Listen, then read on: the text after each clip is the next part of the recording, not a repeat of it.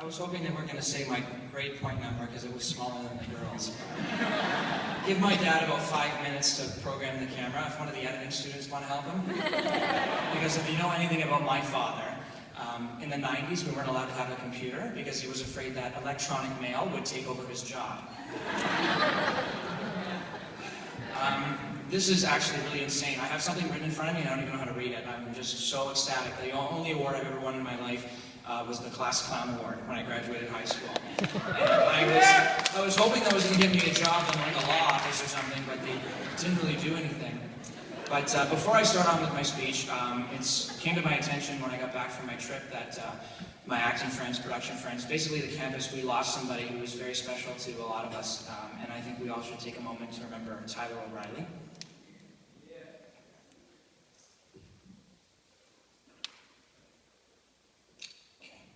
I'm actually going to take you back now to the 90s.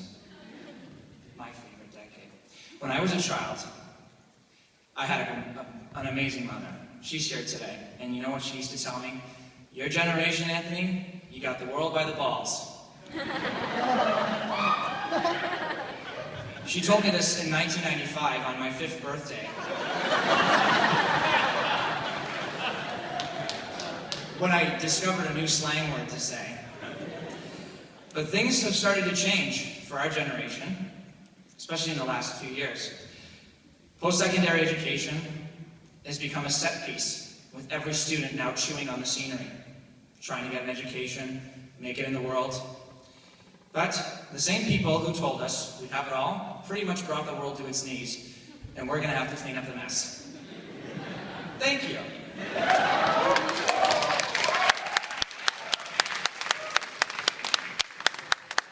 I wanted to open up my speech with a little bit of sad news, because I wanted to show you something, and it's called conflict. Something that writers are constantly perpetuating every day in our work, because nothing works without conflict. But this isn't an ordinary conflict, however.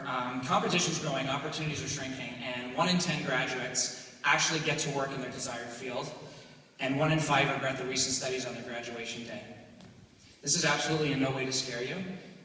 This is for me to tell you it's now time we persevere. And this is the only way we're going to get to where exactly we want to be. And judging by the number of people sitting in front of me, you have the same desire that I have. We all have a voice, and we damn well want it to be heard.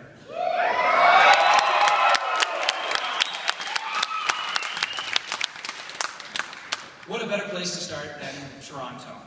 We have the Toronto Film School, with the best hands-on approach to acting, film production, but most importantly, screenwriting.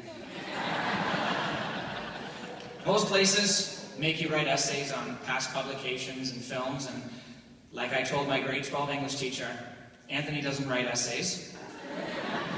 Toronto is a magical city, and it doubles for a lot of places that we see in movies. Many places we've wanted to visit. New York, Los Angeles, Detroit. We've also been blessed with a wonderful role model. We have our mayor, Rob Ford, who has done a great justice for the film industry because he actually showed us, film professionals now, we can say that, that you don't have to be in the industry to go to the Oscars, you just have to be a fat, crack-smoking lunatic.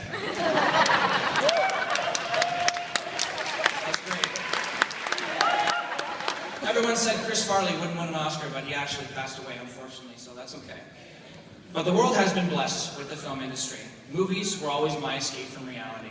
Some people drink, others do drugs. I submerged myself into a world with likable, fictional people, and watched them struggle with an inner conflict, which at times has the power to destroy every human being on Earth.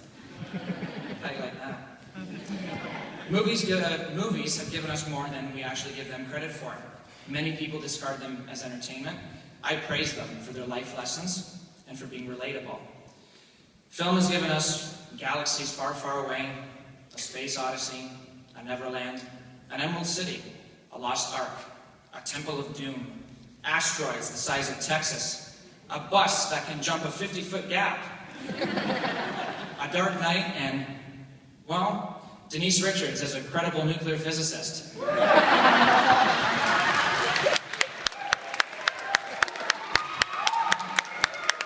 one's for the Bond fans out there. Let's not forget memorable lines like, "Frankly, my dear, I don't give a damn." Jack Nicholson's teeth and "You can't handle the truth." Arnold Schwarzenegger's one-note performance for the rest of his career in "I'll Be Back." And let's not forget yippee-ki-yay, fill in the blank. So you're probably asking yourself why I haven't really touched upon television. It is writing for film and television. I'm actually the worst ambassador for television. This is the guy that still watches reruns of Seinfeld and Friends and Baywatch at 3 a.m. But the only current program I keep in touch with is Judge Judy, and I PVR her every day. And it is so much fun watching her rip apart lower middle class America. People say things to me like, "Hey, did you see Mad Men?" or "Did you watch Breaking Bad?" or "House of Cards?" And I'm just like a foreigner at customs.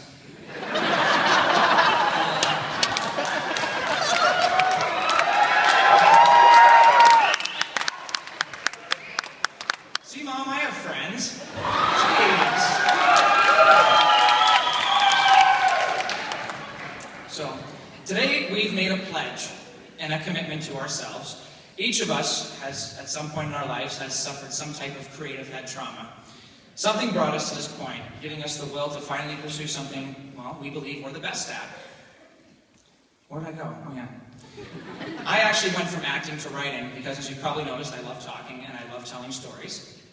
The real question is, though, it's not what's the film industry going to do for us, it's what we're going to do for the film industry. Damn right. My dream was always Hollywood, and that's where I plan on residing. And I actually decided to take a trip there after school just to see if I was crazy and just to see if it was everything I thought it would be, and I discovered a few things. It's the magical place. You'll definitely fall in love. You'll cry when you leave, and I am definitely crazy. I recommend it to anybody pursuing this dream. But before we can mature, we must find ourselves, and we can't depend on others to do that for us. This is a journey only we can take. Life is precious, and pretty soon, time's going to be of the essence. But don't be afraid of rejection. Just embrace it. Learn from your mistakes and continuously self-improve. And now we're going to go to the advice column from me to you, because I really think I know a lot of stuff. Lesson number 1. Take selfies and use as many hashtags as possible.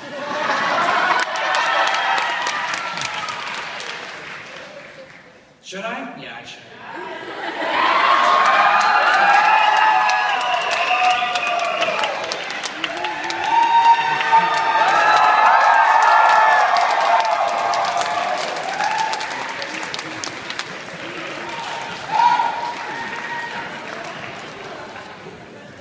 Come on, have some fun. Number 2, have a professional Facebook account that isn't public and one that is private. That's the last thing I want to see for especially so many of the actors, as I am so professional and here's me throwing up in a toilet. Number 3, my personal favorite, travel at least once a year.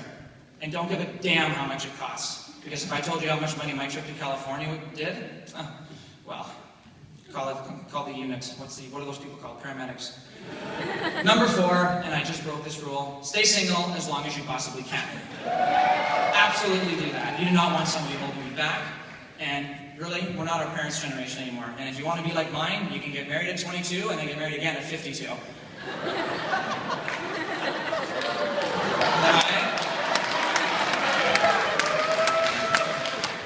Can you imagine? My dad's right now, "Can you believe he said that?" My mom's like, "I know, I am not 52.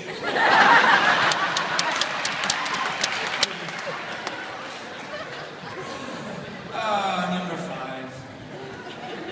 Constantly be mastering your craft. Don't stop doing something because you think you can't. People can smell self-deprecation. Or just send your work to Rabia. She'll say it's crap, and you'll go right back to the drawing board. Finally, number 6. Listen to your heart, and only yours. When people say you can't do it, you shouldn't, you couldn't, you wouldn't, all those fun words, just don't even pay attention. Your happiness is most important, and you'll never be able to make others happy if you aren't.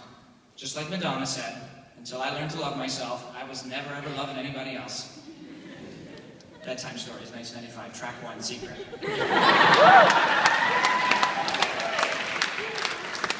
And thank my mommy for that one. I actually just want to thank a few people, because I might never win anything ever again in my life. The school, faculty, Adam Till, one of my new inspirations in life, thank you so much. All the teachers we had.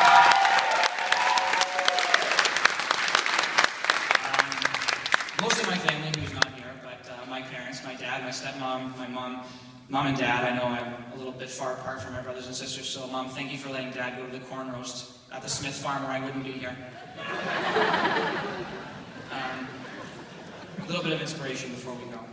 I recently just lost my cousin in a car accident, and across his back was tattooed these big, beautiful words of inspiration. It was called, "Dream the impossible and do the incredible." Now, I've dreamt the impossible, and I truly believe you have as well. And now it's time we do the incredible. Let's make a movie.